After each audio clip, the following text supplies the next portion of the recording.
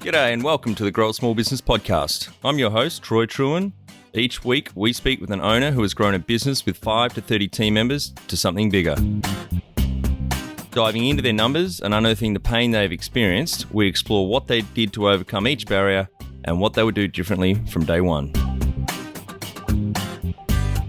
Let's get into it. Welcome everyone. Today I'm interviewing Oscar Langoulant from We Assist Co. based in Melbourne, Australia. Thanks for your time today, Oscar. Yeah, no worries. Thanks for having me. Let's start with how we know each other. Your team reached out and thought you might be a good guest to come on the cast. Yeah, cool. Yep. Yep. Tell our audience a bit about your business, what it does and how it makes money. Yeah, cool. We're a service-based business. We help. We don't just help Australians, but we help other nationalities as well. But we help businesses connect with. We started out with the premise that we wanted to help businesses connect with manufacturers and do it differently. We wanted to champion a philosophy in design called product stewardship.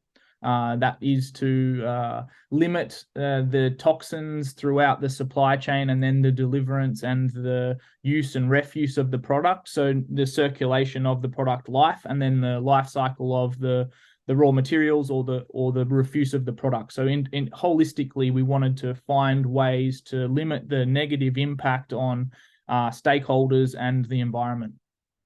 We champion that hard.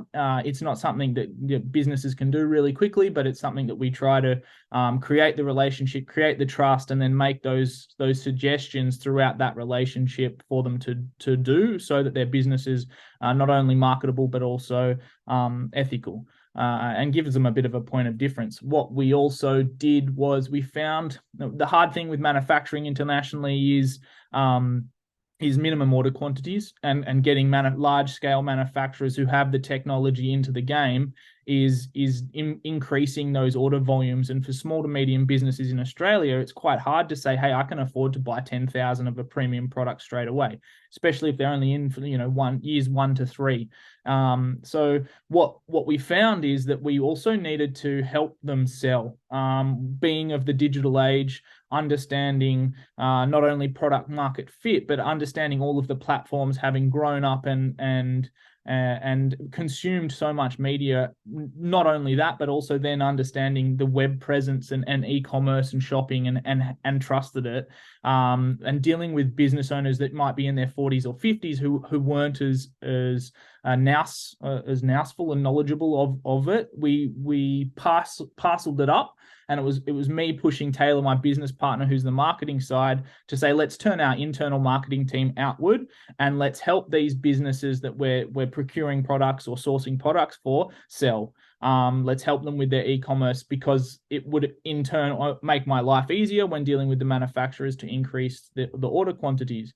So we make money either on the service of helping them strategically through their digital marketing and how they sell, or how they source and procure and make products.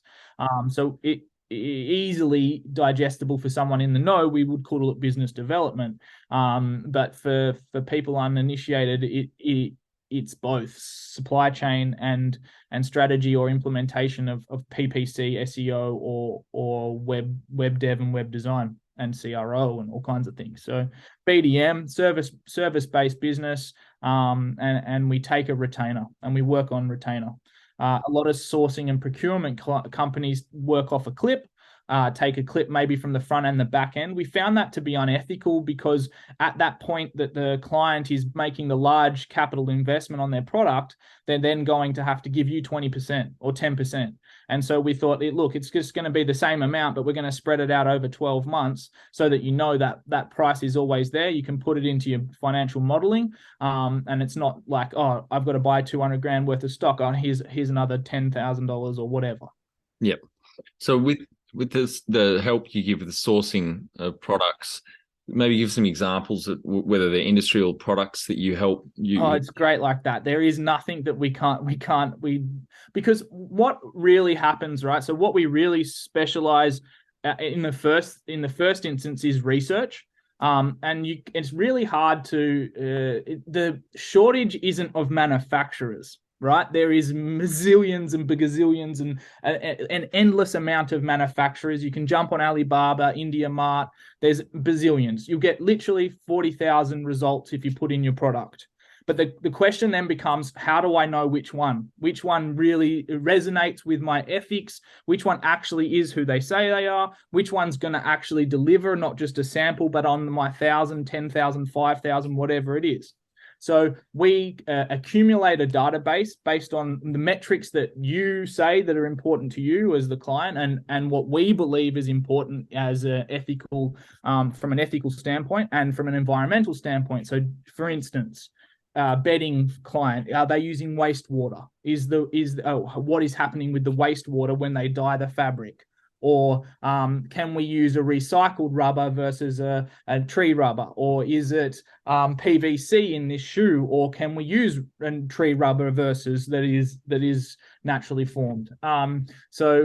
What starts with is accumulating a database of manufacturers, putting them into a matrix, and then differentiating each of them so that we can then give a top 5, top 10, top 3 based on what the client can afford to sample with, so that we can then come back and go, okay, here's the 10 best ones, here's the minimum order quantity that matches you, here's the financials that match you, here's the product quality. Let's take a good stab at a gut check and test these out and see which one performs after a certain period of time.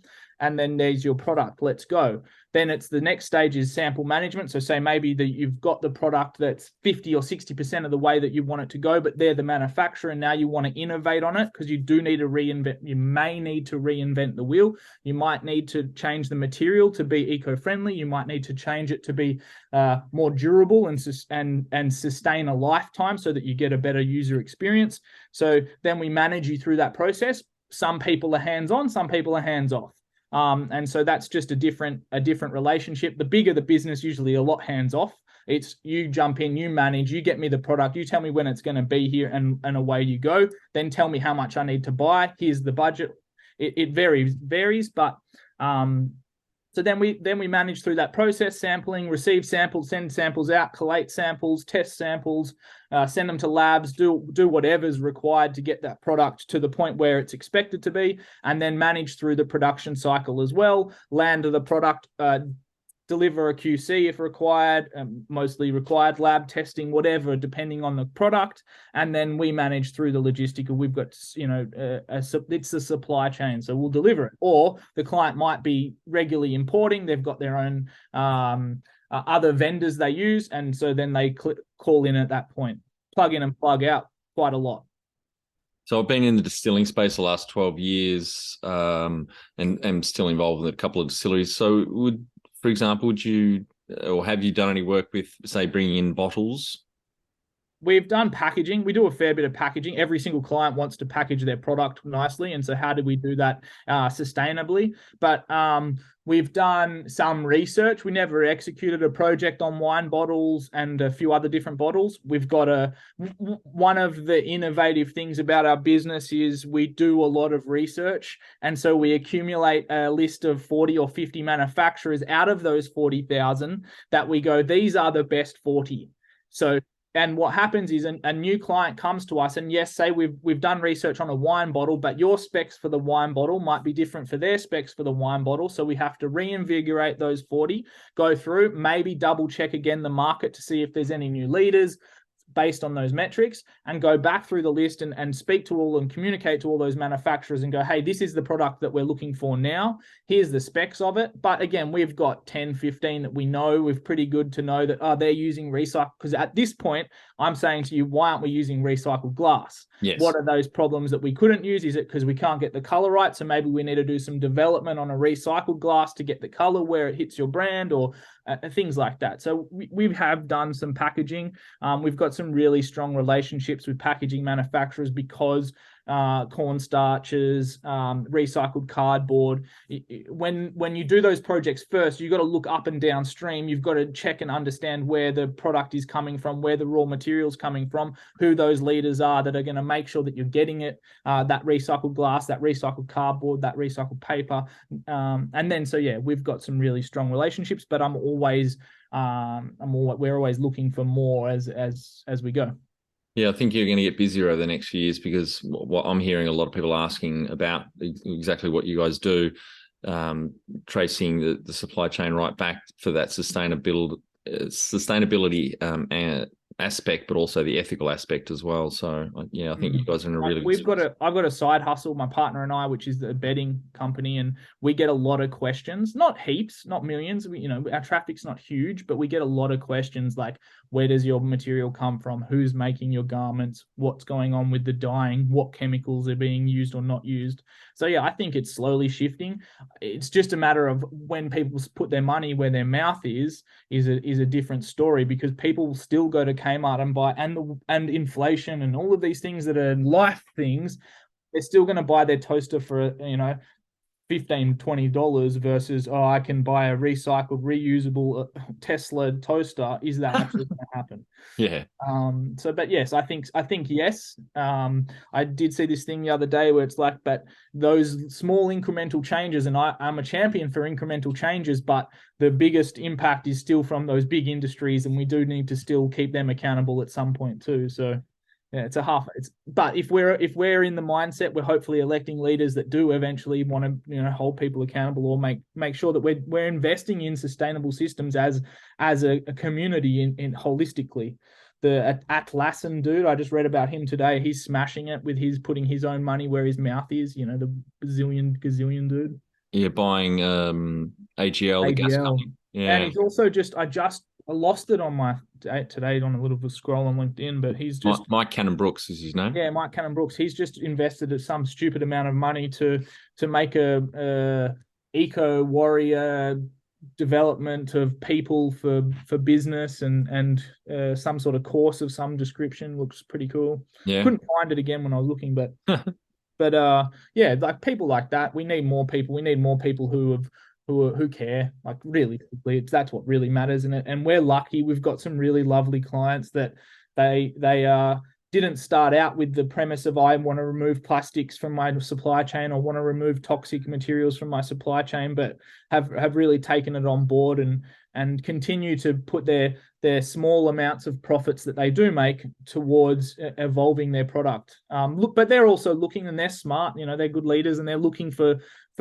greater markets. And they hear feedback from America and saying that you can't launch products into California now unless you're somewhat ethical in terms of how your product is, and to get that point of difference. And they're big markets looking. So yeah, I hope we're more successful and we get more clients, and we, as I told you before, emit more toxic materials, use more recycling, and create a better environment. Like, I personally, my opinion as a personal person, as a person, is that we can engineer an oasis. That's not impossible. There is technology that brings down carbon from the atmosphere and turns it into plants and trees. It's called Mother Nature. We just need to look after it better and create better systems for it.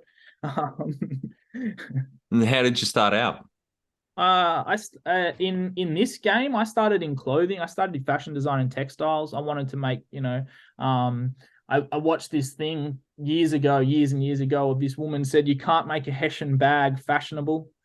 She said, you have to be able to make clothes that perform better, but they are eco-friendly. So I was like, oh, well, I can do that. I think I can do that. I started out thinking I just want to make t-shirts, and walked into a course that I had to learn how to sew, and had never touched a sewing machine in my life.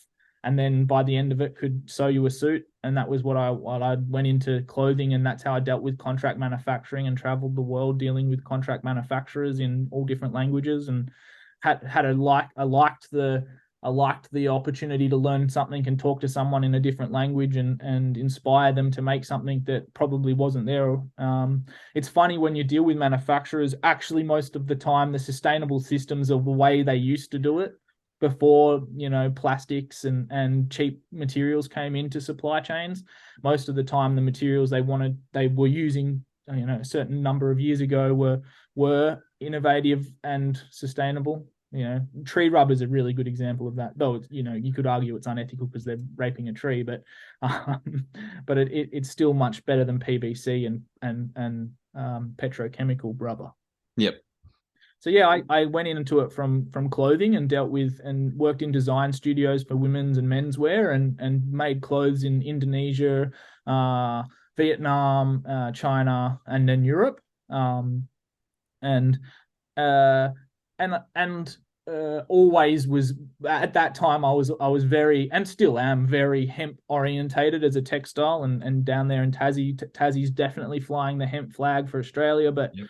that's what our bedding's made from, and we try to help people connect with manufacturers and that can do some pretty cool stuff with hemp textiles or hemp plastics and things like that. But yeah, so that's how I did it. And then I was working at another, procurement sourcing company, and they were just with all due respect to them, but they were importing and they were doing business. They were being business people and they're successful, and can't fault them for that. But they were importing plastic hand over fist, polystyrene, which polystyrene's a pet hate of mine as someone who spent a lot of time at the beach. It's something that I really don't like to see Yep. floating around in our waterways. So when I saw that, this hippie kid from the bush just went, well, I can't keep doing this, contributing to this. It's not something that, if the mindset's not, let's eradicate this and let's have a trajectory to that. Sure, you don't have to do it right now, but if you're not, and we kind of put it into our ethics as a business when we started, we were like, when would we do the cutoff point for a customer if they weren't willing to make change before we said, okay, look, you're not someone we want to be partnered with, and what would that look like as a business? We really had to think about that, pedantically, of when and what, as a business, is it possible to be successful and say no? And I think that's something that I talked about at the start, is like, it's quite hard for a small business. And I'm sure there's people out there that have been through this, is a customer says, can you do this? And you don't want to say no. As a service-based business, it's really hard. So that's where I started. And so what year did you guys start up? We started in 2021. So in the middle of 2021, we both quit our jobs at this other place. Taylor and I met there. He was the sales leader and I was the ops leader. And we were both thinking, oh, we can do this differently. We can do this ethically, with a more ethical filter. And so away we went, and we just hustled for the first year real hard. We're probably the most profitable then when we didn't have any staff. But yeah, as I said to you before, it's a learning curve, hiring staff and taking on a business and doing that. And it's a beast of a thing. Sure is. So you started 2 years ago. How old were you when you started? 21? Is it 2023 now? It should be 3 years now almost. 2020 maybe. Should be 3 years. Maybe we incorporated in 21. Right. Yep. About 3 years now, I think. It should be. Yeah. So October 2020, not 2021. That sounds right. I think I'm 34 now, so I think I was 30, 31. Yeah. Yep. Got it. And do you have any key numbers you can share to illustrate the growth of the business? So like after this, like last year in our second year in corporation, we'd hit 500K, a little over 500K in our second year, which I don't know if that's a lot, but it felt like a lot for someone who'd always just worked in jobs, and felt like that was some level of success. 50K plus average sales per month is pretty good when your retainer range is from 2 to 5K. Yeah, that was probably our biggest. As I said to you before, our biggest success for us is when we emit kilos of plastic. So if a client's, selling like 500,000 SKUs a year and they all come in poly bags, and we emit plastic from that supply chain, and sometimes as simple as wrap it in some paper and an elastic band so that they can reparcel it up in Australia, that's the thing that gets us off.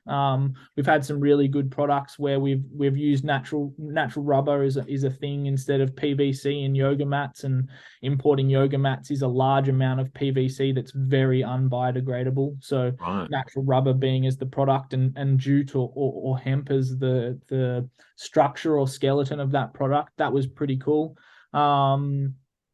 And that's like 3,000 container load of plastic that we emitted from a supply chain. And that's something that we've built. And that's a great thing about, if you've built the supply chain correctly and the relationships are strong, it's ideally everlasting. As long as the business can sustain and they make the right decisions, commercial decisions, they've got those manufacturers holistically ongoing, and we're always there to ensure that the relationships stay true. We've helped clients keep IP protection. That's another one that we get pretty excited about. China's quite the Wild West, and if you don't understand the cultural differences in overproduction and IP, we had a very good relationship with a very big law firm who trained us up quite well when we started to understand how that works properly and gave us the cultural 411. So we've had some really good relationships built, and that's another thing that we hold true, is that we find the right partners that they sustain. And maybe it's not the most innovative product in the world, but they order 3, 4, 5, 6, and now they've been ordering for 2 years. There's some things that we really like to see happen. That's great. Not get products and have people just have with garages full of products, which is really common. So we try to help give I'm doing really well at not swearing, but we like to we like to just tell it like it is, like not be like don't bullshit people. Yeah, don't bullshit. Exactly. Don't bullshit people and tell them, that's not a good idea, or it's not even an idea. That's not even an idea, like there's that. And why, if you're starting out and you've got $50,000, why now do I want to buy this product from you when I can definitely get the exact same thing from Coles right now? Like, what are you going to create in this? And don't just import $50,000 worth of lemon peelers or whatever, like, why? So we try to have that conversation. And when our lead gen is really cranking, which about 6 months ago, we were getting leads really quite cost effectively. We were speaking to a lot of people who were people who we'd want to take on board if we were being commercially business as normal. Yet we'll take your money, and yet we'll find you a product, and yet we'll help you sell it, or yet we'll give you a half a container worth of stuff to put in your garage. But that product has no ethical upside to us as people. I don't want to buy one off you. So why should we help you do that? Like that's where that's where I was saying it's starting to say no, or not find the right fit, or not hound a lead if we don't think it's aligned, I guess is the nicest way to put it. If we don't feel like there's an alignment there, we probably a little bit more picky. Nicely. And how many team members did you start with, full-time equivalents, and how many have you got now after almost 3 years? One full-time, other than Taylor and I. Do we count founders? We don't do anything else count? other than Yeah, work. You do. So 3. Yeah, we had 3, and then we're at 8, I think, is comfortably, but we've got a few part-time contract staff that we use quite a lot, and we'll probably scale them back to do that more. Just financially, it's just I nicely want to say this as nicely as I possibly can, but the staff overseas work really hard. They are very critical think. I think this is a big one. Like I find like we went through a lot of staff overseas to get to the staff that we're at, and I will, except for our procurement team in China. But I've built teams before, large format teams that are international, and Australians have got great critical thinking, and they're great creatively because we've got free time to have that thought process. A lot of these kids in these countries, or adults, don't have that free time to think, or it's just not conditioned into them like we have in Australia. So that critical alternative thought is very different to how my team in China or the Philippines can make decisions or feel like making decisions. But if you're talking about mathematics or projecting or formulas or communication, even consistent communication, the team in China are phenomenal, and it's hard to as a small business and marketing. Sure, as our marketing team evolves, we'll probably continue to hire in Australia, but for procurement alone and that supply chain aspect of it, I don't see why we would not just continue to grow the team in China. Yep. The marketing's different story. Taylor would talk to that more, but I think that, there's a product market fit, and the way that consumers in Australia think versus how to tap into that. Our team in Australia does that really well, but I think we're at max of what we need. We'd probably just contract out for things like large scale development projects if we were building large websites or softwares, which we've done before. When was the moment you felt like you had succeeded? I don't know. I don't love that question. I guess, as I said, like, for me, it's very different for Tay, who would probably have different indicators of what it was. We did one project where we made a fabric from an innovative material that nobody said could be done. Everybody said that the percentage of material and it was from seaweed, and so it was a very cool project. Everybody said that you could only make it from 30%, and we got it up to 40, 56, 40%, I think. A while ago, it was one of our first projects, but they said that the kelp fiber would snap at a certain percentage. You couldn't go up that high. It needed to be bonded and or spun with other ones to make the yarn. And we got it up well above what Pangea and other market leaders had got it to. So that was pretty cool. Making money is obviously a pretty big thing if you're running a business, but Taylor, I guess okay. I got a good one. When we first started, Taylor said to me, "You've got to charge people. You're doing this for free. You can't keep solving people's issues with their supply chains for free." I guess when I knew I was being successful, when I started closing deals myself without his help, saying, "Hey, you've got to pay for this," and comfortably sitting there across from somebody else and saying, "No, this is what it costs." And you said about Alex Hormozy, but there's another guy in Australia that Taylor, the real estate guy, and I've forgotten his name right now, but he says it said it could cost more. I could charge you more. And that mindset is probably something that I felt like was, Taylor's indoctrinated me into this commercial world, and I'm doing it. So they're probably some indicators. What does success look like to you? I'd love to be. I think Taylor and I again will probably be very different. He's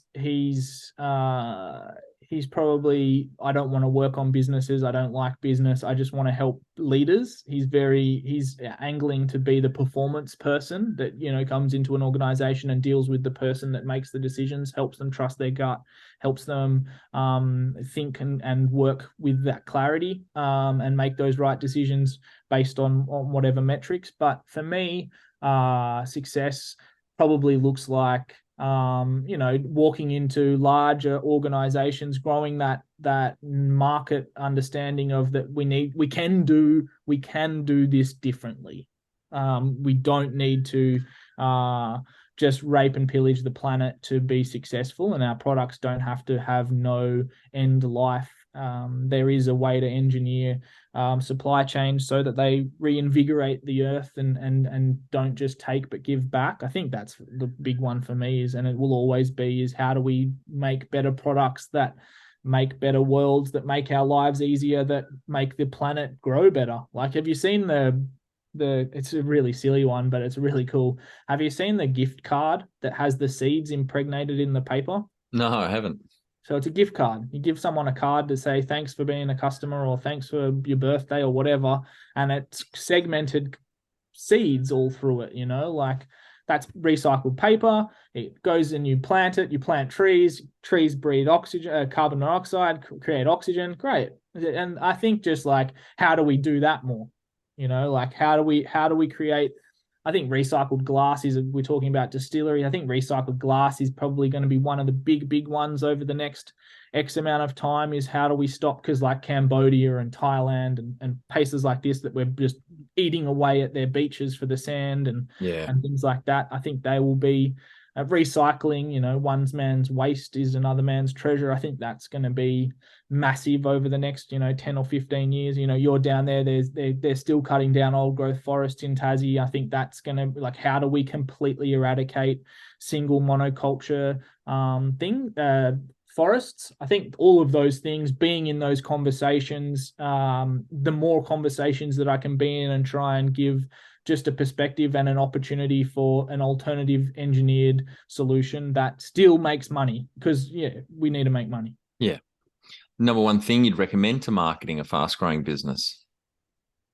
Don't rely on paid ads. But not to not to go against popular opinion, but the amount of customers that come through our door and have a fetish for PPC on Facebook, TikTok or social media, I'm going to just understand your acquisition cost. I think number one thing is understand your lifetime value, understand your acquisition cost, have a beautiful back-end customer experience ironed out before you go and try and buy customer and attention.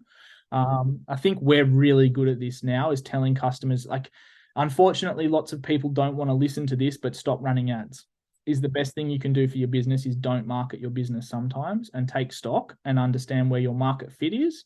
And then, what we were saying, I'm going to go and read about him. I think you said it was Donald Miller, but understanding how your business sits in the market and how you're going to then ensure that customer becomes a lifetime customer and then tells 10 people. I learned this being a sales and marketing dude back in the day, but retention and rapport, they are the biggest and fastest ways to grow your business, because people like to feel smart in their communities, like to show how they're doing well. So if they can say, hey, this dude helped me do well, my product's now doing better because this dude and I got along well and we made a really good product market fit, or our SEO is really working now because he helped me write blogs or told me how my keywords were actually going to work. Like, there's lots of my conversion rate's now 4%.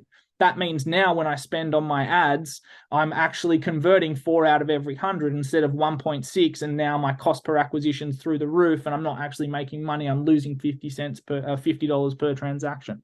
So I think, I went to university for marketing for all of one day, and they said to me, it was the one thing I took away from it. It was 9 stages. I think the dude was calling it 9 levels, 9 stages. I think there's 2 schools of thought to that. If you do one really, really, really, really well, you've got to start, and then you can start investigating into the other ones and slowly working on them.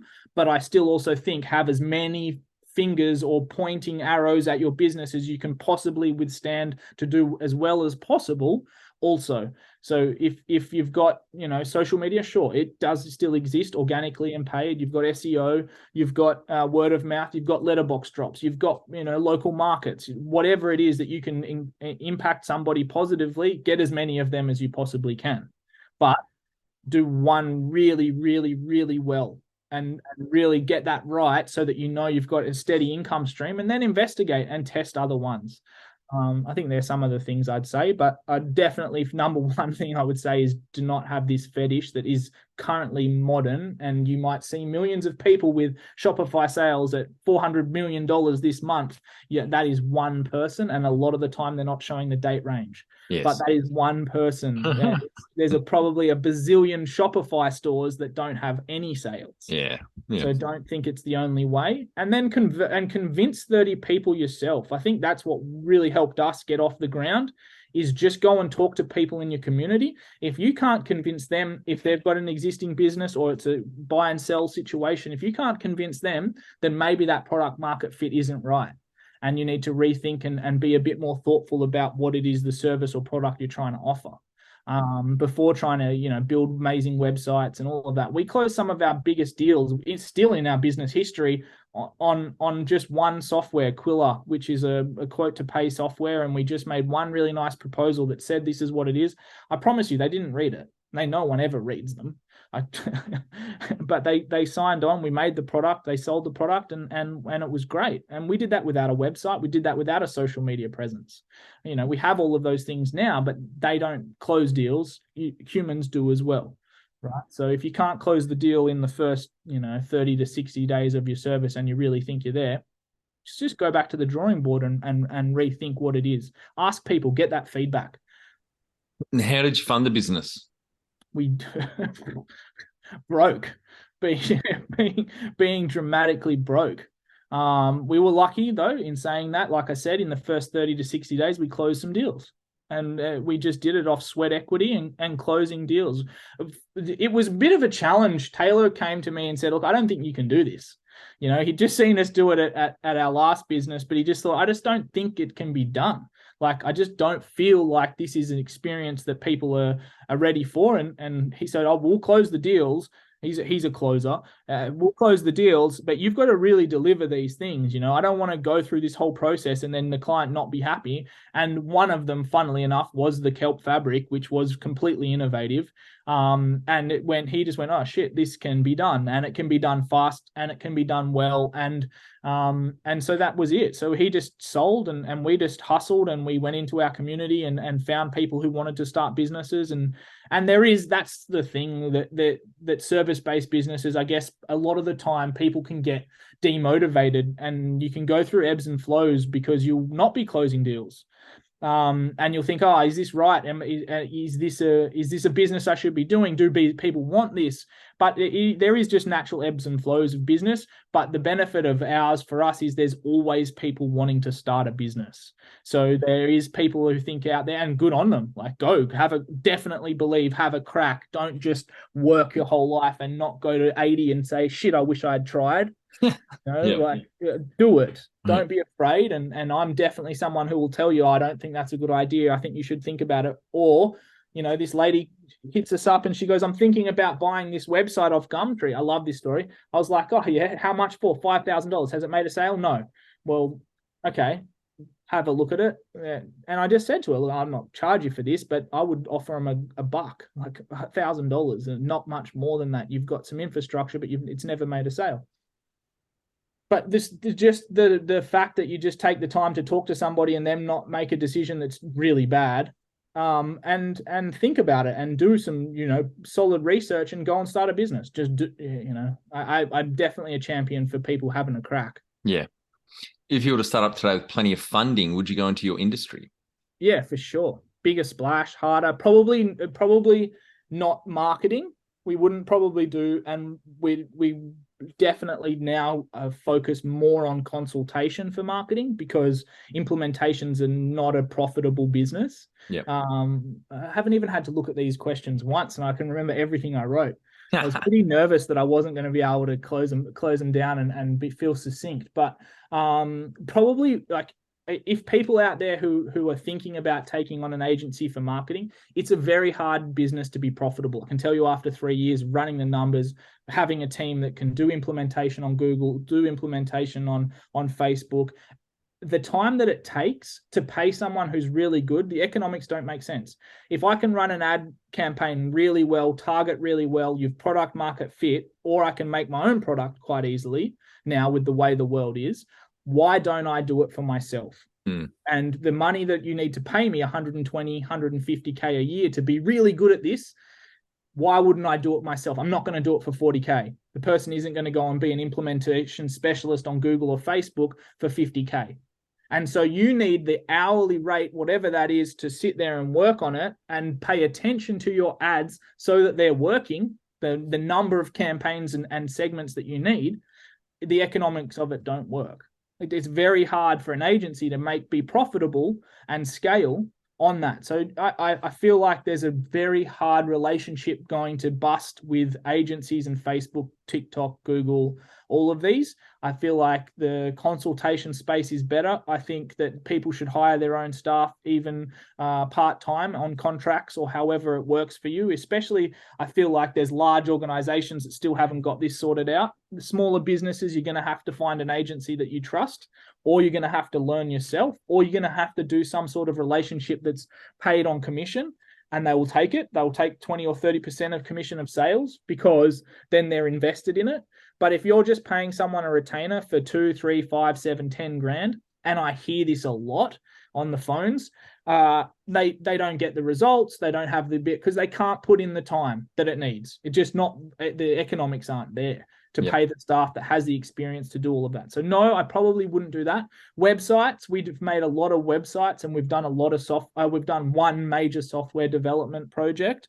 I would still do those, but I would only, as I said to you, I would only do them at the higher end ticket item situation. Trying to build someone's Shopify for 3, 5, 7, 10 grand is a loss leader that isn't very good. So yeah, those ones I probably wouldn't do. I would suggest to people to probably hone in on one specific thing. If you're a web designer, do web design. which is completely counterintuitive to how when we started. Yeah. Everybody said just do procurement, and probably should have listened to them. I said I want to do business development. I see the space as e-commerce where they need the holistic help. People want to pay one agency. They don't want to have 6 or 7 different agencies. It's a pain in the ass.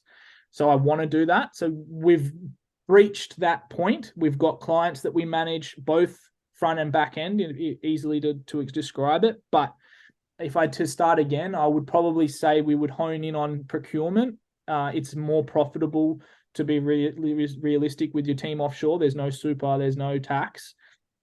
So we'd probably do mainly procurement, and we're probably angling that way long term, and Taylor and I just plugging in for strategy. Yep.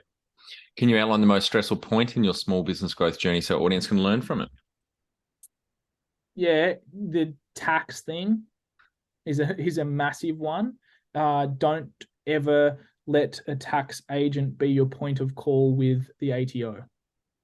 I really highly recommend that anyone who starts a business vet and we did this, but it doesn't even matter. Vet your accountant and make sure that you're keeping them uber accountable, especially when you start making money.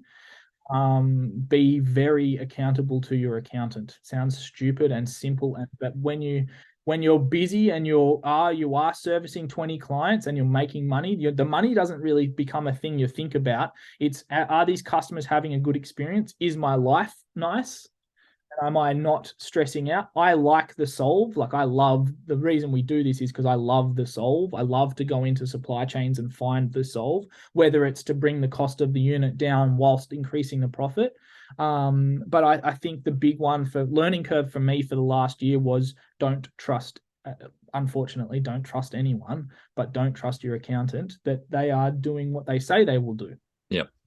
It's hard to find a good lawyer or an accountant. I've worked with a shit ton over the last 24 years in small business, but thankfully now I've settled on a good gaggle of professionals. Yeah, I think that's just the way you don't, I guess it's don't go for don't go for the retainer option with an accountant. Go for the every time do it again.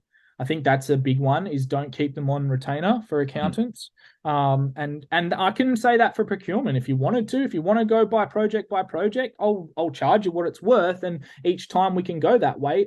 I don't see that as a problem. I just think that we also got a little bit trusting and in our better nature, and I think that's just a one. So we have found a new dude, and he's very, and it's kind of like my dad taught me. He's like, if you're choosing an account a lawyer, make sure that they just make sense. Like, they can communicate with you like it's a pub test. Like, give them a pub test. If they can pub test you and have a conversation, they're probably a good lawyer. They don't have to use big words and mumbo jumbo you to make sense. That's a good lawyer. So the accountant, it just took us a few turns, which had a dramatic effect on us. But now we're out of that. We've got a dude who just tells it how it is, and it's quite nice and refreshing. But that's one. The other one, I think, is don't try and scale too fast. I think don't grow too fast. And that was my fault with Taylor and I.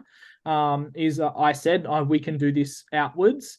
And we should have probably gone to where we're at now and listened to Taylor, funnily enough. But we're now where we consult and we don't do implementation as much. We only implement for our existing. And so that's more about plugging in and saying, okay, so who is your target market? Who are your buyer personas? Have you worked that out? Do you know who they are? No. Okay, so go away and figure that out. Here's a template. Go figure that out and come back and we'll refine it versus us doing it for you. Yeah. Do you know what your tone of voice is? No. Okay, so here's this framework for a tone of voice. Go and do that. Figure it out. Come back and we'll help you. Versus us just doing it for you. That also breeds a better relationship with the client, and it makes you help you to find the right clients versus clients that are just looking, here's 10 grand, do it all for me. They're not going to, and nicely to them all, they're not going to be 5, 10, 15, 20-year clients or customers or businesses. Nicely to them all. Hi, sorry. What area in business do you feel you've had to work on the most to add the greatest value? That's probably, I just jinxed myself. No, I think for me it was like I said, I was like closing deals, was just feeling comfortable to say, no, and I guess not having a lot of money. Money was never a motivator for me in life. Like, I come from a fully hippie family that's like, let's go and stop the trees being logged kind of hippies, versus, oh, money is the root to all evil growing up. Now I'm like, oh, but it does buy some things that are nice, and life is a little bit different as I get older, trying not to be the devil child. But so I guess for me, yeah, closing, like being comfortable to say money. I think that's the one for me, is like being comfortable to say no, it's worth, and or I could charge you more. Translating the monetary value to the time was one that we worked on, and is hard in project management. Is okay, the hourly rate is X, and as you grow as a business, the hourly rate must go up because there's more costs. Understanding your costs.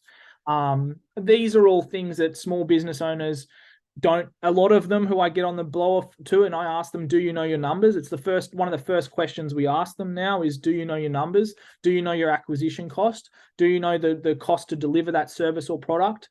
Do you know your profit margin? Do you know how much you can afford to do X, Y, and Z? Are you paying yourself?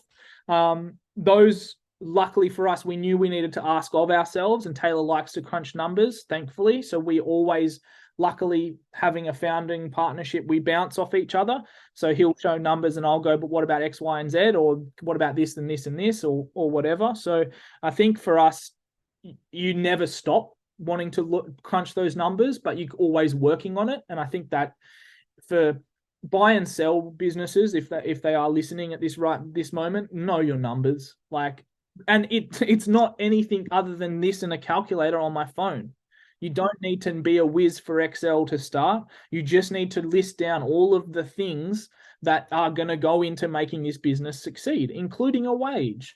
You know, you need to get paid. So how much does the break-even point, how many do you have to sell to get to the break-even point? And how much do they need to cost so that at that point you're also paid yourself $2 out of every sale? I think that's, and because we deal with businesses every day, and I know the cost of the goods, and I can see the cost of sales, so I can reverse engineer most businesses. I think that's something that we always work on. We're always looking to refine, how do we lower our costs? How do we still give the customer an amazing experience? How do we create a little bit more profit so that we can hire X staff member, or we can do this development of our website, or we can offer a new webinar, or whatever it is. So as a business, that's probably holistic to business. For me personally, it was, okay, I'm moving from $75 an hour now to $250 an hour. How do I fill in my gut, and how do I sit there and keep a straight face when it seems like a preposterous amount of money? But then I'm thinking, shit, I've got to pay my staff next week. I've got $35,000 worth of wages next week. And I know the value of this to their business, because they're going to not have that problem next week where they have to worry about their supply chain. So just getting over the ego of it, or getting over the becoming humble in the ability to say, no, it's worth $250 an hour. That's not a lot of money in the scheme of things. And hearing people come to me and say, or us as a business, and say, shit, I've been spending $2,000 on it go wrong. You've just fixed it for $500. Thank you so much. Blah blah, whatever. You know, like things like that. I think that's Taylor. I think he would say is giving a shit about people's businesses when their businesses are stupid. I think he's worked on that really well. He's got much better at that. He at the start was like, I do not want to sell key rings. I have no interest in selling key rings. Not that that's the product, but I just couldn't think of anything that's sitting here. Cool. What have you enjoyed the least about managing fast growth? Tax.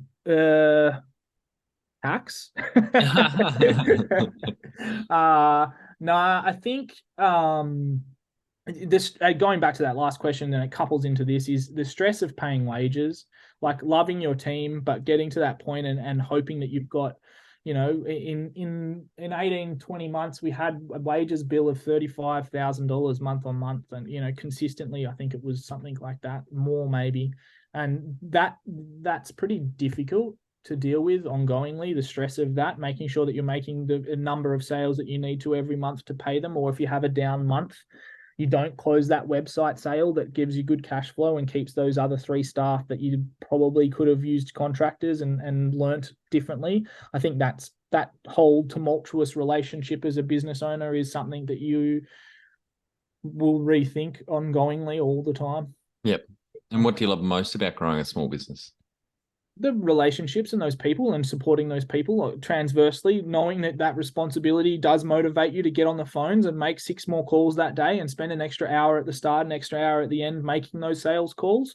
That responsibility is lovely. It's great. The team are great. You know, Daisy, I talk about Daisy a lot because she's she's our founding founding mother. She's she just got a Volvo car for her son and her husband. I don't know how much we contributed that because she had a bit of money already, but to see her get herself a nice safe car, and she lives well in China, and her son gets to go to special education things, and she hasn't got a problem with doing that, seeing that. And we did build this business on the basis of a family. We wanted the team to be like a family. So as much as it is still a business, and we have to sometimes be a little bit ruthless, and that's probably a not enjoyable part of it, is having to make cuts or change the team dynamic because we don't offer this service anymore, and that part, and then transversely having those relationships, and hopefully those people respecting us enough to understand that it's not personal, that it is business, and we need to evolve to stay alive. Otherwise, we won't have a business, and that's the reality. And then I'll be coming to them for a job, hopefully. Hopefully. So that, and then the most love for, as I said, the ethical and environmental thing for me is that we're emitting toxic items from the supply chain. Even if it's 1% better every day, that's a massive thing. I love to see and have that happen. And I love the solve. I love to go, oh, no one said it could be made from recycled glass, there's not enough, or recycled poly, or whatever it is, there's so many things that we can use that we get to. And then convincing a manufacturer to do it. That's the little one that I love really the most, is when the manufacturer goes, oh yeah, I actually was making it from wheat starch 20 years ago. We just haven't been doing it. Yes, I know how to do it. I was the guy who did that out of my university doctorate, and no one took it on board. But yes, I'd love to make that coffee cup from wheat husk. No worries, let's go. Yeah. And stuff like that. That's really fun for me. What has been the biggest mindset shift for you in your small business growth journey? Money. Unfortunately, money. Telling people, oh, this is what it costs nicely, or it could cost more. That was my biggest one. And again, Taylor, I think his would be care factor. He's very blunt and to the point about the reality of the situation, whereas I'm probably a little bit more of that account manager, hold your hand and walk you through it. He'll just say, oh, this is done. So yeah, that mindset shift for both of us, money for me, him to be a little bit more account manager, or to just go, I don't want to deal with this. I will make it work. I will sell it. I'll make it make sense, but I can't be doing customers. I think the thing for being a business owner and being a human is some people get along with other people and some people don't get along with other people. And understanding that's pretty normal, I think. Number one habit you think a small business owner needs to develop and maintain? Yeah, I writ down the numbers, and I think sales. I think that if you don't like sales, teach yourself, listen to other leaders, create a system that you do like. It's easy as a call script. Like a basic call script is so valuable. I think just making sales and keeping your pipeline. If you don't believe in your product, it's going to be hard to sell. So make a product you believe in. I think as somebody who thinks of himself as a budding inventory kind of entrepreneurial, building products, designing products, and making clothes, I always thought about the most important thing is that no one can come back to me and say this product isn't ethical or this product isn't useful. And so like my mind is always questioning whether or not the product is the best of the best of the best of the best, and is that they're a fit, and sometimes probably to my detriment, but I'm also always thinking of can somebody jump on social media, unfortunately, and say, oh, this is a dog, and they will, sure, but is it valid? Is this product just a polyester piece of crap? No, it's made from recycled cotton. It's wax coated it's not a poly to make it waterproof or whatever. So I think the habits that we like to do is run your numbers all the time. I think don't be afraid of conflict. Taylor and I really like to clash, and we're good at that. But then at the end of it, we'll have a chill and have a chat about it and not get too emotional about it after. But don't be afraid of different points of view. I think, run those numbers again and run them again and run them again and keep running them numbers. But then also never turn your pipeline off, and always work on that pipeline and think about how can I either solidify that number one, or how do I get to a number two? Because in my second pipeline, how do I make sure that is as strong as number one? Because also number one can turn off. It can go, things can change, the market can change. I'm sure there's heaps of people out there that will say organic on socials, I was cranking it, I was getting 500,000 views, and bang, the algorithm changed, and now I'm getting no sales because I only invested in that one. I didn't have a backup. Or a sports person gets injured, and I had only one Tony Lockett, but you didn't. You could have had three or whatever.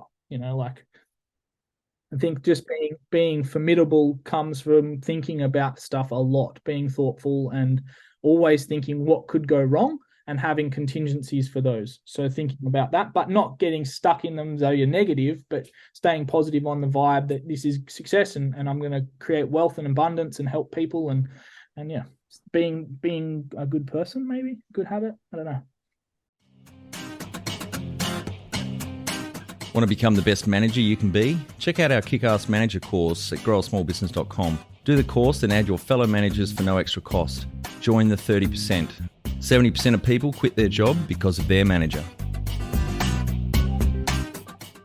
Can you talk to how you've added people to the team, some wins, mistakes, and advice for those listening? Yeah, so the community. I think a big one here is so staff members overseas, we interviewed them. One of them, Elsa, she interviewed and I got two of the others, or she got two of them and I got one of them. Specifically, things like Fiverr, Upwork, dashboards, go and talk to people on there. If you're looking to do a product in Cambodia, because that's where the raw material is, and you don't want to use a sourcing agent, you want to build the business, go and invest in somebody. Daisy, for me, out of Shenzhen, was the electronics. Like I said, I didn't know anything about electronics, and I knew there was a possibility that someone would come to us for that. The rest of the product in the market, products in the fast-moving consumable space, I felt confident in. So I got people around me who knew stuff I didn't know. And I just talked to them, whether there's a language barrier. English is obviously one of the things that we used as a key metric when we were hiring. Can we communicate with them? Lucky for me, my life partner is Chinese, so it didn't really matter at the start, but we knew that we couldn't rely on her all the time.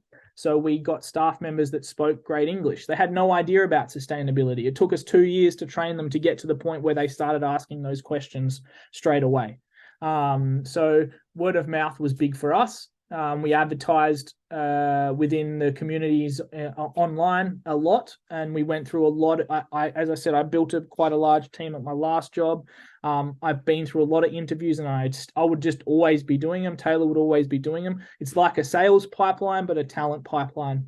And so how do you always ensuring that you're getting new people in and getting new ideas around, or just expanding the network? It's some bit of a little bit of free advertising or thought leadership. You might find someone who's really innovative, that's in a different continent, that wants to contribute. And for us, the big thing for us is we're really just trying to do good shit. We're trying to change the world and not do business as usual. And people buy into that because it's real. My passion for that, and Taylor's passion for that, of helping people. He really wants the product on the end and the life cycle and the people manufacturing it to have a good time. I want the earth to be good. So that holistic approach really works for us, and people buy into that, especially if they're from China, where there's been a lot of bad shit done to them for consumable products that the Western world enjoys. So the staff love that. So they buy in. And that's, I think, as a team person, a sports person who's done a lot of sport in his life, buy-in is huge. If you can get you can get other staff to buy into your ethics or your ethos or your company. There's mumbo jumbo words for them. Mission statement, that's the one. If you can get people who actually buy into that and believe it, your business will be a lot more successful. I think that's the question. I hope so. Some wins and mistakes. Hiring and firing is always hard. Hire fast, fire fast. Unfortunately, cutthroat. But if you're not seeing the commitment And then the 70% rule. I don't know if everyone knows that or not, but the 70% rule is don't expect your staff to do 110%, because you can't do 7 times 110%, but staff can do 70%, and they're not expected to do 110% all the time. Some will and some won't. But just because they don't do that 110% doesn't mean their 70% isn't very good execution. So be mindful of that and be wary. But there's a 70% rule. The chick who's on the Shark Tank in Australia, she's all over Instagram saying about it. And there's an American girl who says it really well. And it's just that. Don't expect your staff to do 110%, but you can get 7 people to do 70%. And that's way better than you thinking I can do everything myself. Yeah, no, that's good. What are some things you recommend to building a sustainable and kick-ass culture to help with the growth? Yeah, so it goes back to the product market fit. Is it useful? Is it helping people? Is it innovative? Is it ethical? I think, as an employee previously and talking to my friends, and it's hard to buy into it if it's shit. Yep. It's hard to buy into it if there's not a symbiotic relationship. But I probably wrote something down that's a little bit more succinct. What do some of the things you recommend in building a sustainable kick-ass? Same as above. People talk about purpose-driven. Yeah, purpose-driven. I don't want to sell products that I don't leave a positive impact. Taylor doesn't want to build businesses that only favor the seller. Oh, this is a good one. Don't create a business that's just for you as the business owner. Don't create a product and an offer into the market that's only good for you. Oh, I gave them 3% off. Yeah, great, mate. That's going to sell heaps. And maybe it does sell, but then the relationship isn't good with them because the product lands and it's not what it says it was. So create a business that creates a relationship with the customer that makes them want to refer you. That thing you were talking about before, which I didn't check out beforehand, the NPS. Create a business that has a good NPS so that people want to refer. I think that's purpose. I hope that answers the question. I feel like I get off track a bit. Tell our audience how you've handled balance. Well, for me, luckily, I don't mind staying up till 9 o'clock at night, 10 o'clock at night on just talking to manufacturers. I actually really as I said, I like the solve. But it did get to a point where I had to not do it every night and be up at Sparrow's Fart to get into the day. For the first 2 years or two. I still love the solve and the research. So I'll still get on the tools and communicate with manufacturers, especially if there's a higher level of difficulty to the product. I will get the team to inject me into the conversation. So for me, and I don't know if you know of this guy, but his name's Anthony Carbone. He's a master tailor in Melbourne, and I like sartoria, I like suiting, and I went and talked to him once, and he said, so if I didn't take the job, I didn't want to do it, but I did want to, but I didn't want to. And he said to me, what would you sacrifice to be here? And I said, well, I don't feel like anything is a sacrifice because I just want to be here all the time. I'm not sacrificing anything. I just want to be here. This is what I want to do. So anything that I don't get to do because I'm doing this isn't a sacrifice. It's just I didn't want to do it as much as I wanted to do this. So balance for me is I want to help people emit plastic or find an alternative material that they could be using. So the balance in that sense. The balance in getting paid was one, like going back to that, you've got to pay this. This is what it costs for me to be able to run the business, pay my staff, do the things, keep the doors open, advertise our own service, retain, all of the stuff. That was a balance thing. Learning to say no. That was probably the last one that I would talk to people and say, you can't do it at the start. Like you just can't, you can to a degree, but you need to try and cash flow. A very topical, I can't remember his name right now, but he says you don't have a business if you're not turning over cash. It doesn't matter. You got a nice website, you got business cards, you got a business name. And I hear this every day. Oh, I've got a logo. Literally, I hear 4 out of 10 people say, but I've got a logo. I said, yes, but have you sold anything? Like you can't, it's hard to say no at the start when you're a service-based business in your niche, like in your laneway. Try not to go too far outside it, but if it's a little bit outside or if it's close to your wheelhouse or you're interested in it, close the deal and take the money. Learn a little bit, learn if you want to keep doing it and learn if you don't want to keep doing it.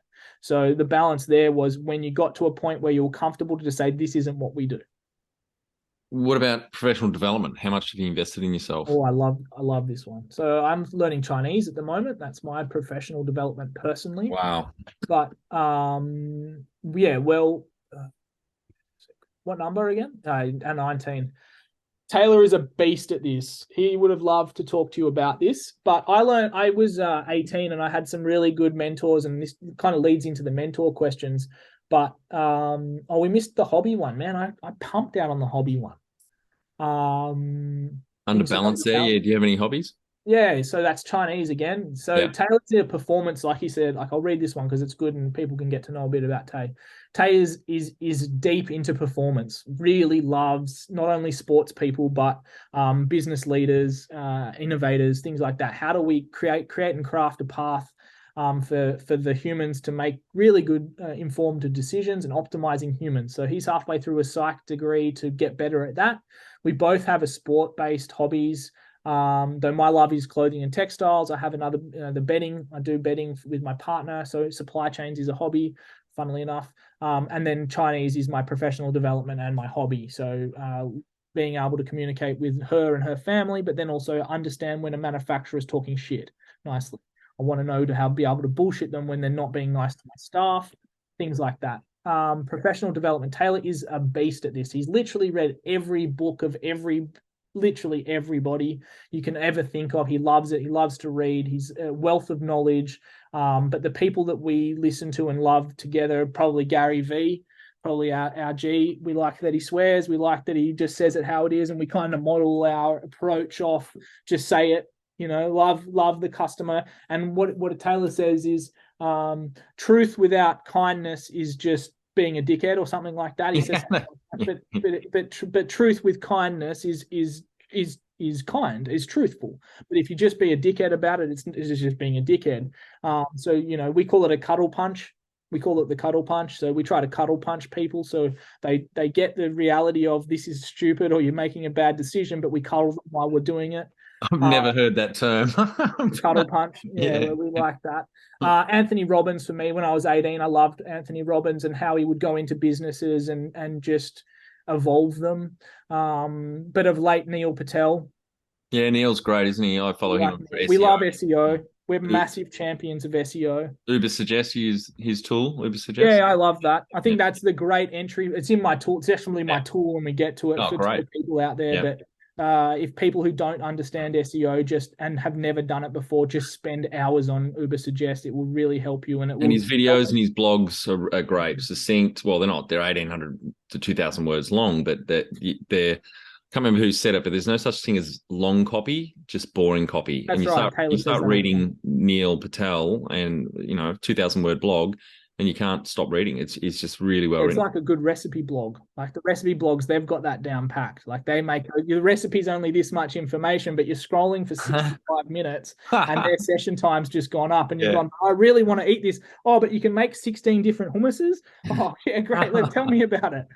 Yeah, Patel's a G, and over the last 2 years we really worked on SEO and we love SEO, and we're big champions for it. People out in the market don't understand it, don't do it well, and because again that relationship between the agency and the client has been bastardized so hard. So Taylor's really got this professional development. I love the meme. I don't know if you've seen this either. The meme that just says, what if we pay for professional development in our staff and they leave? This is a great fable, or maybe it's a true story, but it was the CFO said that to the CEO of a large firm. Yeah. What if we've got a massive training budget here that everyone wants to sign off on, but what if we train everyone and then they leave? And the CEO just turned to him and said, what if we don't train them and they stay? Yeah. Oh, that meme that's going around, that's just poignant. Isn't it? That's just majorly poignant. It's just like, and they'll go and tell someone, like the mindset, they'll go and tell, I had such a great experience at this place. They taught me all this shit and now I'm here. Where did you learn this? Oh, I learned it here. Like it's only positive ROI. So yeah, professional development's good for us. We love paying for our staff to do shit if we can afford it at the time, or we go and find other ways to do it, or we spend the time with them ourselves. Big one for us was the ethical thing, teaching our staff to say, no, I don't want it made from this. I want it made from that. are you our manufacturer or not? Oh yeah, actually, I just need to get the boss. He actually does know about this. As I said, he did his PhD on wheat starch. So yeah, we're big on that, as we don't want them to leave. I think there is no way. I think there's also a million leaders that I have not seen. I don't think you cannot learn something from them. Oh yeah, that's probably a bit of a sidetrack. Keep going. Anything on mentors or coaches? Yeah, so like I can only speak to myself, but I've been very lucky in this space. I don't know if it's my personality or what, but when I was studying fashion, a lady called Fenella Peacock was a very prominent Australian designer in women's wear.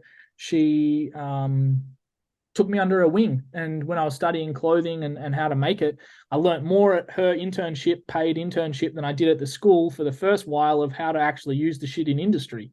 So I would tell everybody, if you're doing any study, go and get an internship, even if it's only for 2 or 3 hours a week, and tell them and talk to them about what you're learning at school, and they'll tell you how it works into industry. So Fenella she's an amazing woman. She was the first person to put a plus size model on Sydney Fashion Week and killed it. She had a brand called Antipodium, and then her name, Fenella Peacock. She sold all over the world, and she was great. She gave me really beautiful fabric to work with for nothing, and then made me do sales for her because I can sell Ice to an Eskimo, and made me do the sales for her, asked me to do the sales for me, and paid for me while I was at fashion school. And then another guy, Mark Kaplan, was pretty good to me too. Mark Kaplan owns a business in Cronulla called Tribe Social Fitness, but he was the studio owner for a company called Vision Personal Training in Sydney, and one of the things, and he put me through a few courses, and as I said, put me through training and put that in my mindset of a thing called Dream Magnet, which was all about positive manifestation in business and in your personal life. And that was very valuable to me. I already knew a lot about being positive because my parents had taught me that, but it put it into a framework that made sense for the real world. The parents had given me the airy fairy version. They gave me this, rich dad, poor dad kind of approach that was, this is the real world, have an abundance and think of abundance and think positively and deal with shit. And that was good. So Mark, shout out to him and Tribe Social Fitness in Cronulla. And do you have a board of directors or advisors? We've got no, in the long and short of it, not at the moment. We're not at that point, but we have advisors that we go to. Taylor's brother's a massive real estate dude in Melbourne, just absolute crushes it. And so we talk to him. We've got some other people. Our clients are quite, like, we've got a client, her name's Natalie Ann. She's one of my clients in procurement, and she's quite big. She's got 500,000 followers on Instagram. She's open for Gary V. If I've got something I want to ask someone, I talk to her. Like, I manage her supply chain, and she gives me some free consultations occasionally on, I guess we're just mates. Her and I, we get along really well, similar age, similar mindset. So if I've got something I want to ask, I talk to her about it, and she gets a good deal on her supply chain and does some cool shit. Not yet. Yeah, but we'll get there. We will have eventually, however we roll out, we will have advisors and a board, but not that scale yet. All right, Oscar, on to our final 5 questions. What do you think is the hardest thing in growing a small business? I think I see like I said, I see so many, like I was making for about a year and a half, I was probably making 6 hours of calls a day to close deals. So I was talking to a lot of small businesses or startups a lot. And I think the reality of it is the question is, what do you think is the hardest thing growing a small business? I think it is, one is saying no, like that, getting to that point. And that's a 2 to 3 year point. Like if you're being realistic, if someone calls me up today and says, I want to make a website for $17,000 and I know my break-even point is 25, but I see business in the forefront of it because maybe they'll be a procurement customer, blah, blah, blah. My money brain says, that's a good amount of money. My business brain now goes, no, our cost is X because that's what means I need to break even. I'm not taking on business for the future. I'm only taking on business for the now. Yep. And I'm not going to take on things for the premise of thinking that you might refer somebody unless you're willing to pay the goods now. You refer someone, maybe I'll give you a kickback on the next one or whatever. But the cost of the goods is 27 or whatever it is, argument. Yep. I'm not going to take it for 17. Yeah. I'm gonna take it value it is so that my business can sustain and grow, and I'll give you a great experience, market leading experience, but I'm not going to take it on like that. That's a big thing for a small business to see dollar signs that seem a lot because we started doing websites at the start for 6,000 or whatever. So changing that point, and same for procurement, doing projects for $500 versus now $5,000, changing that mindset. I think that's hard for people. Well, it was hard for me. Yep. Taylor never had that biggest thing, saying no. Selling small packages is much harder than selling larger packages. So anybody out there who's doing a service-based business, unfortunately, I don't know the psychology of it, but if you're selling something for $500 and the actual value of it is $5,000, sell it for $5,000. Yep. Just do it. It will blow your mind. And same for product. I put the product price up. As a business, you don't understand. You think, oh, if I put it up, I'm going to make less sales. Actually, because we own a supply chain business as well, our betting was and is market leading. No one can beat us on price, on colors. Doesn't exist in our niche. But we were still 10% cheaper than everybody else. And I thought, why wouldn't that make us sell more? But people didn't trust that, put it up to the same price as everybody else, and now I make more sales. Yeah. So as a small business owner, I think trust what your cost of your goods is, really work it out, make sure it's fair, but also make sure you get paid and just do it. And you'll be surprised how it reflects, because people do also value. Yeah. So if you've done the right thing, then it will come back in fold. I think that's the thing. So be confident in your trade and charge what it's worth. Imposter syndrome is real, but it's in your head. Just go for it. I think that's a big thing. So don't be afraid to just go for it. I actually should have read some of these because they were good. That's all right. Favorite business book would just help you the most? Yeah, I think we've both, Taylor's a beast at this. He'd give you a 600, but I actually really liked You Incorporated by John McGrath, who's the real estate agent guy. Yeah, I've met John. He's out of Sydney. Met him 27 years ago at a university conference, actually, that he spoke at. Really nice guy. Good book if you're trying to learn about the brand of You, and just I don't know if it's amazingly innovative, but it was easy to digest, which I think is good. And then another one which is just here, which Taylor got me onto, and then I think everybody should know this one. So it's got a screen falling on me. Change my setup. It's called, and I can never remember the name of it, but it's really good. Bear with me. Playing to Win. Don't know that one. Right. Lafley Martin. Okay. This is written by the guy who did what's that company called? Quickly, it's all about strategy. P&G. What's P&G again? Procter and Gamble. Procter and Gamble. He was the dude who took Olay into China, and he made Olay cool again. And it does and I haven't finished it yet. It's it's interesting, but I find it a bit dry. But it's really good. That's probably up there. It's not my favorite, but it's good. And I think one that's for people out there is anything that's on the line of, and there's a lot of mumbo jumbo in this book, but that's the book, The Secret, and anything that's of that mindset that tells you how to position your mindset that you can pick up and put down that makes sense. I think that's a one. Like, trust your gut, manifest and believe you are an ion, believe you can do it, trust it, and go for it. I think anything that has a book like that, I feel like people should be taking on board. I feel like a lot of people don't trust their ability to make a decision, and that's really sad. I feel like that's one of the biggest things that pains me when I talk to small business owners or people on the ticker or people that live at home by themselves and go to work every day, and they're, oh, should I do this or should I not do this, or what should I do? I think just, believe in yourself, have a red hot crack, because what's the worst that's going to happen is that you're not going to have a crack at it and you'll go back regretting it that you didn't. And I think that for myself anyway, I think about back in my life, the things that I didn't do that I wish I had done and had a better crack or changed my perspective on it. They're the things that haunt me versus the ones that I made a mistake and didn't work. Any great podcast or online learning tools used for your own professional development? There's this one called Start a Small Business. The podcasts I like, Neil Patel. I do one at the moment for Chinese. Living 4D. Yeah, they're the good ones. Living 4D is good. You know, Check. No. Paul Check, I think his name is. I got it here. Paul Check. Living Right. 4D. That's pretty cool. Ethical Fashion Podcast was good. It hasn't seemed to have posted for a while.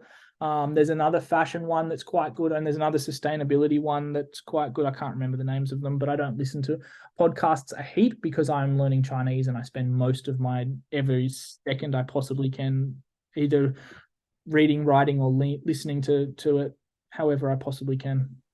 One tool you'd recommend to help grow a small business? This list is long, mate. Fiverr and Upwork.